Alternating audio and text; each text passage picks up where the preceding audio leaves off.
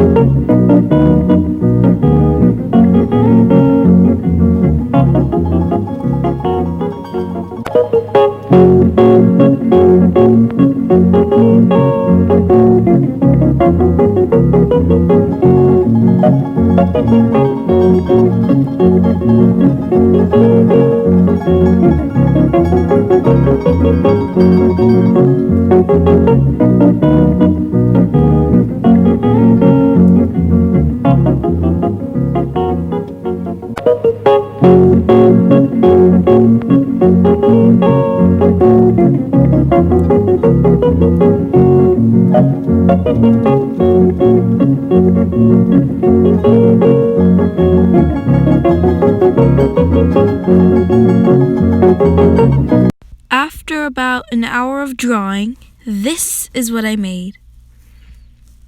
I really liked the way she looked. I gave her red hair because the flag is red, white, and green. That's all, guys. Don't forget to like this video, subscribe, and hit that notification bell for more upcoming videos. Also, you can find all my finished pieces and more on my Instagram. Go check me out on Soso Digital Art. Thanks for watching. Bye!